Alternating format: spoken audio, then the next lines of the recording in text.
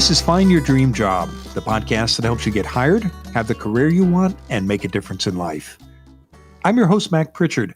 I'm also the founder of Mac's List. It's a job board in the Pacific Northwest that helps you find a fulfilling career. Every Wednesday, I talk to a different expert about the tools you need to get the work you want. Find Your Dream Job is brought to you by Top Resume. Top Resume has helped more than 400,000 professionals land more interviews and get hired faster. Get a free review of your resume today.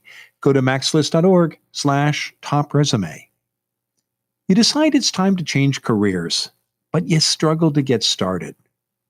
Months go by and you make little or no progress. Julie Sliga is here to talk about how to get unstuck when making a career change. Julie is a certified career counselor and the owner of Panoramic Counseling. She's helped hundreds of workers make big decisions and workplace transitions. Julie joins us from Portland, Oregon. Well, Julie, let's get started.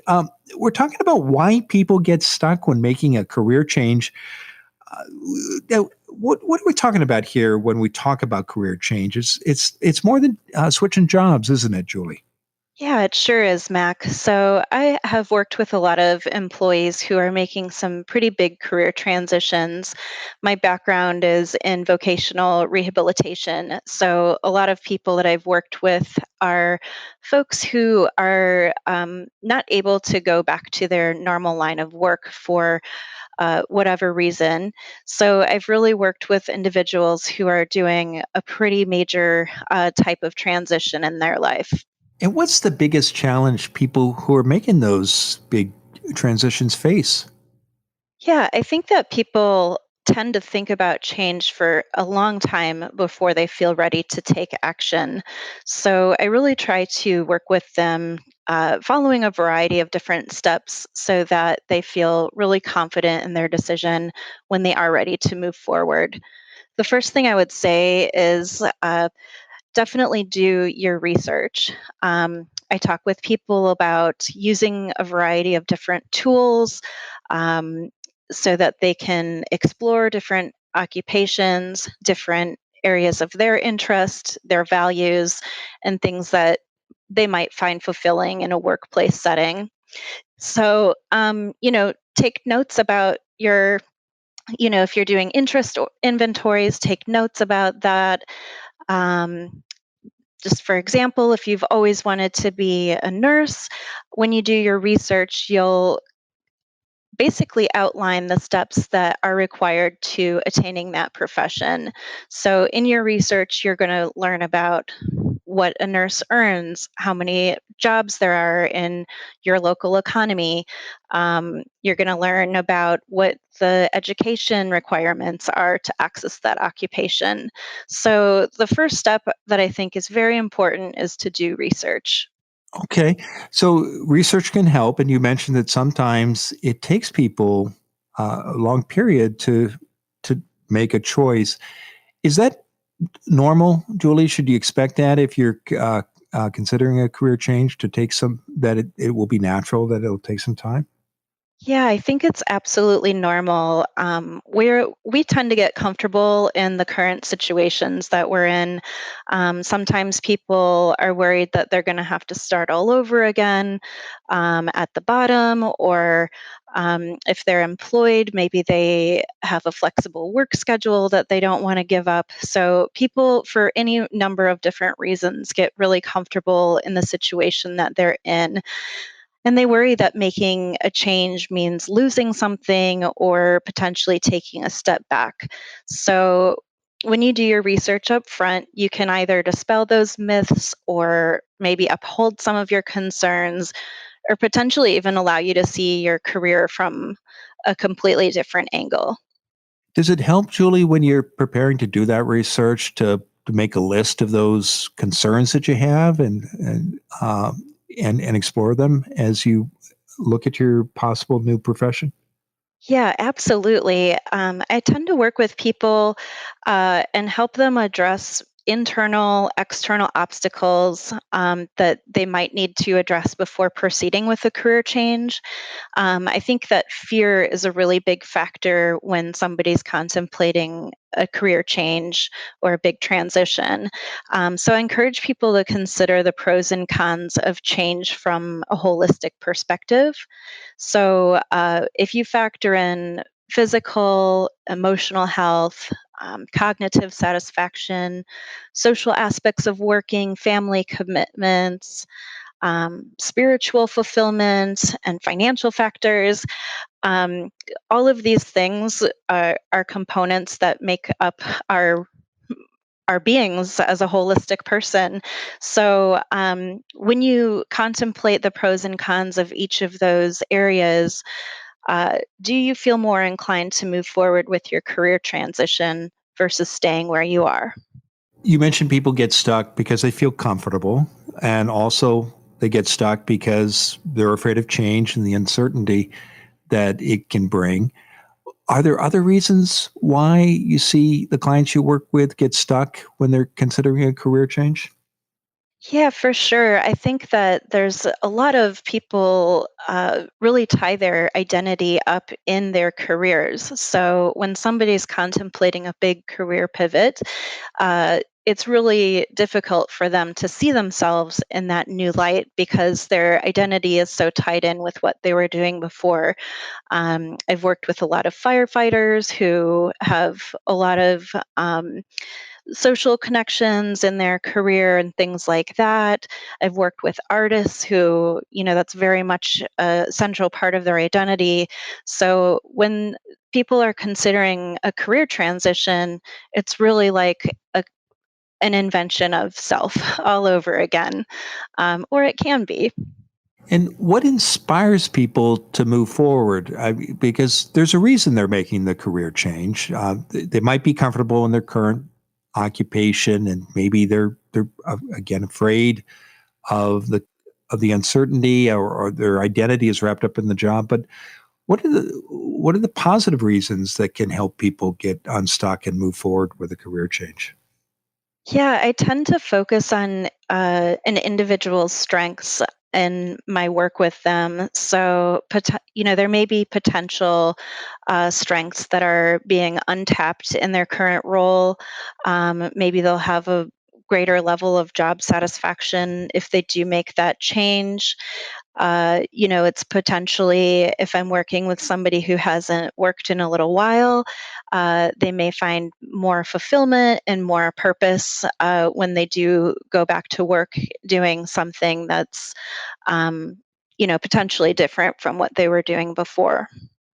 How common is it today for someone to change careers during their 40 plus years in the workplace?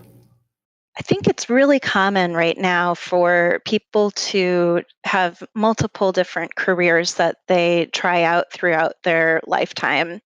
We're in an age of technology. People have access to a lot of information, and we're just really curious as human beings. So I think it's not uncommon for people to try out different things throughout the course of their working years and, finding fulfillment in different areas of the labor market. Do you think it's possible to stay with one career throughout your entire working life, or is that becoming impossible, Julie?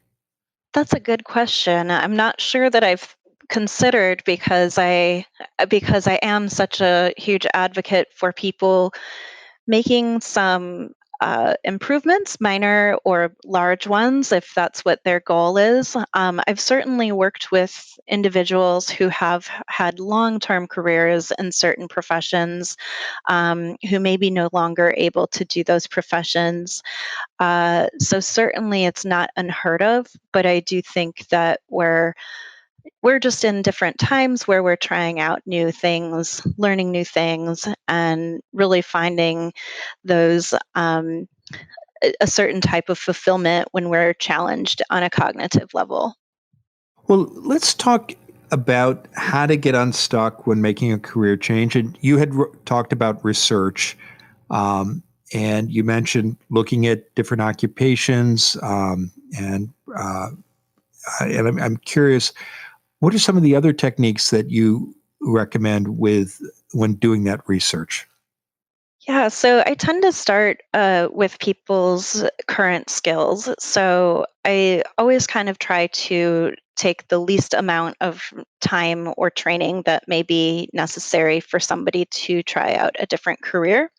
So, some of the tools that I use to do that are published by the Department of Labor. I use careeronestop.org, and then I also use ONET. .gov, which are both updated and published by the Department of Labor. They really get into granular level details about somebody's skills, knowledge, abilities, and the things that they have done. So I encourage people to look at their past work and see that from a new angle. Where would those skills and those strengths fit in with a new employer? Terrific. Well, we're going to stop and take a break, Julie. When we come back, I want to talk more about research and particularly when people are considering returning to school. So stay with us. When we return, Julie Sliga will continue to share her advice on how to get unstuck when making a career change. Whether you're changing fields or looking for your next job, you need a resume that tells your career story. Go to maxlist.org/top resume. Top Resume will review your resume for free. Go to maxlist.org/top resume. You'll get detailed feedback you can use to improve your resume today. And you can hire Top Resume to redo your resume too. Go to maxlist.org/top resume. Now, let's get back to the show.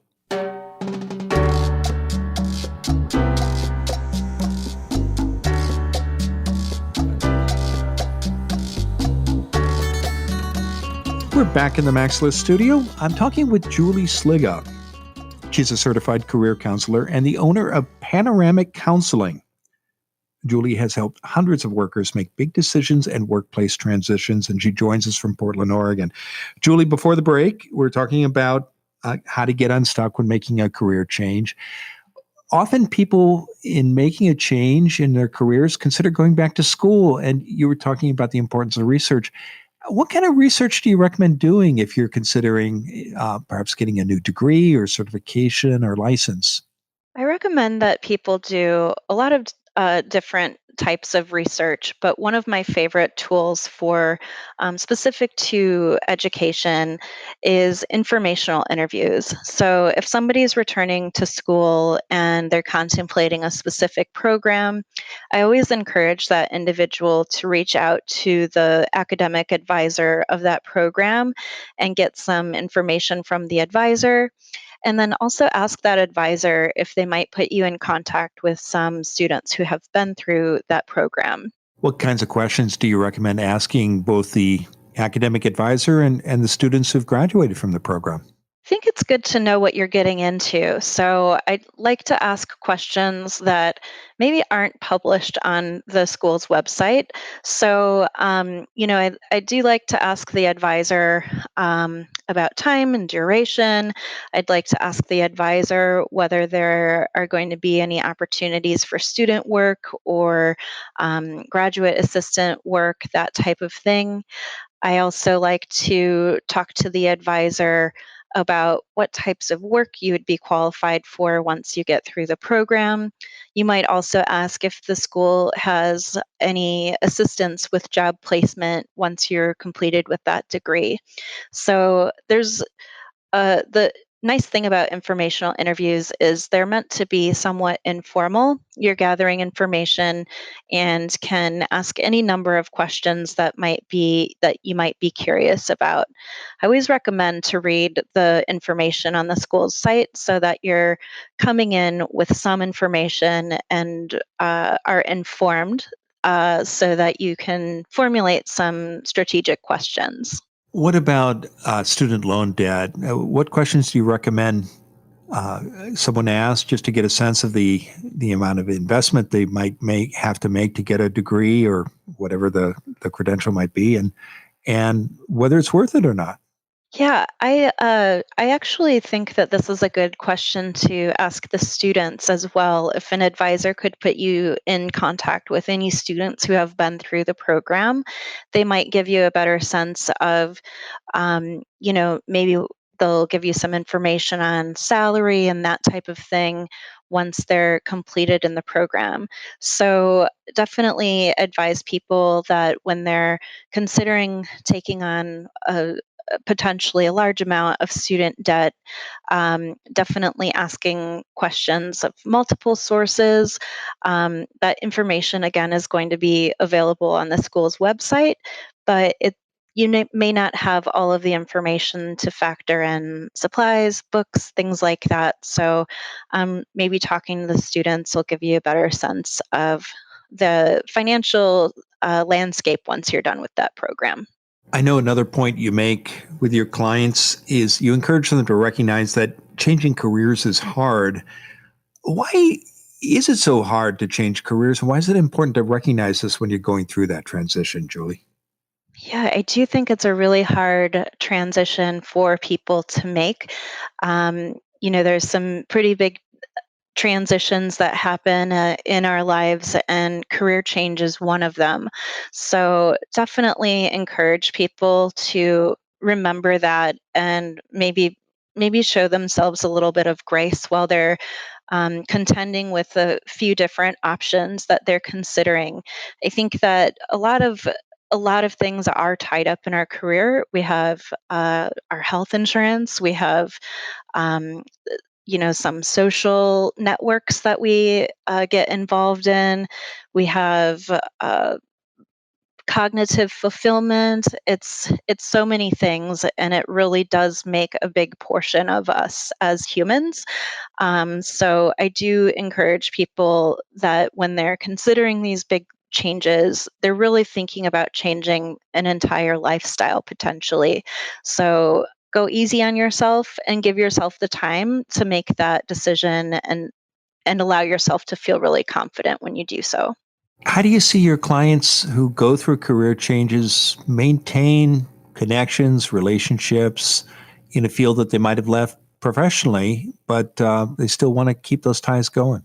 Yeah, this is a great question because I always tell my clients that just because you go through one door doesn't mean that you're closing the other door. So I do tell people to keep those connections with folks, maybe use LinkedIn, maybe talk to your manager about your long term vision.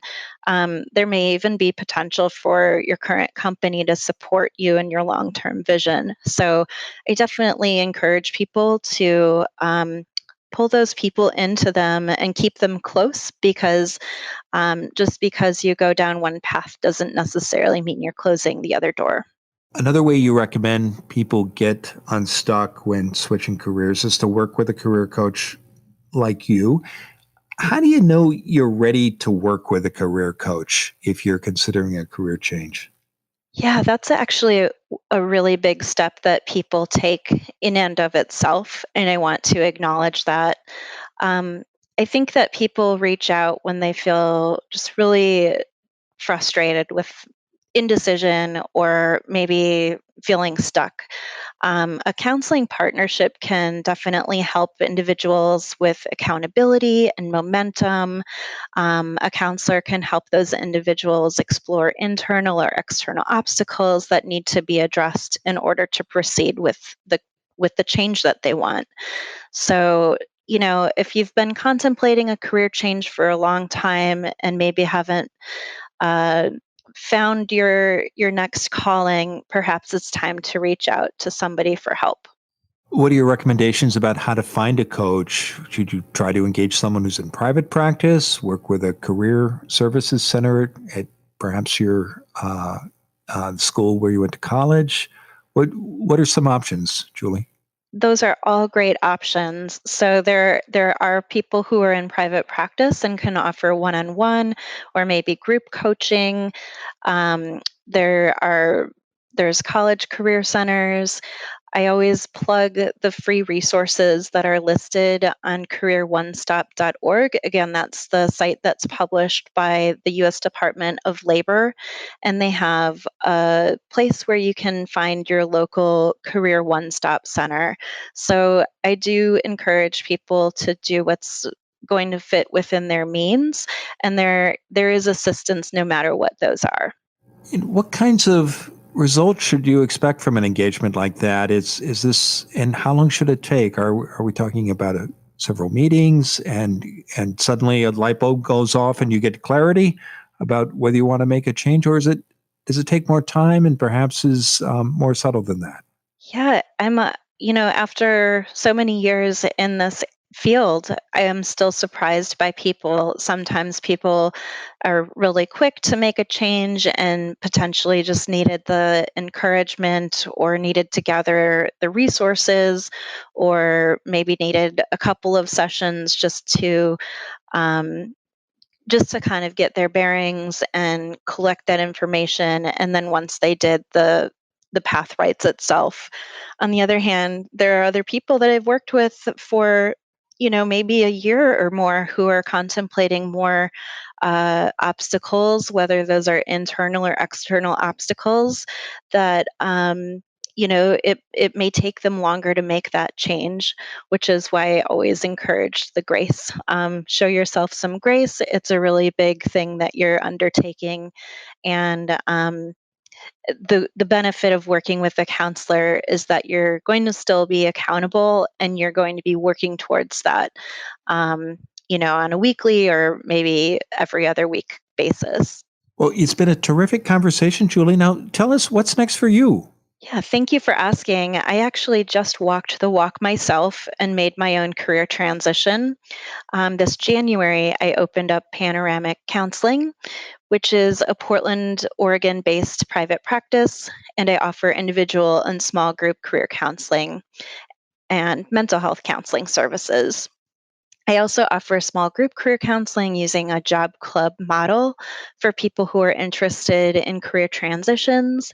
And I offer a standalone salary assessment and salary negotiation coaching for people who are in negotiations with a potential employer. Well, I know people can learn more about you and your services by visiting your website, panoramicpdx.com. Now, Julie, given all the great advice you've shared today, what's the one thing you want a listener to remember about how to get unstuck when making a career change? I always tell my clients to do their research. You're in the business of you, and knowledge is power. So that research is really going to get you from point A to point B.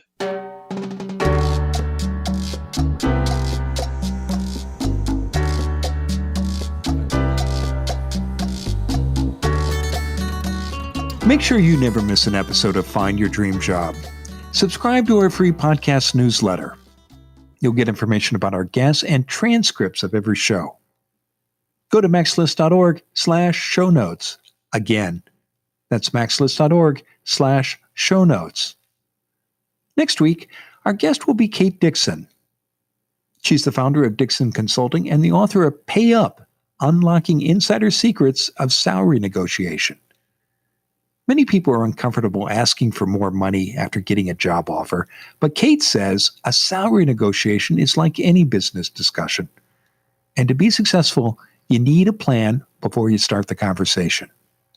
Join us next week when Kate Dixon and I talk about how to negotiate your salary with confidence.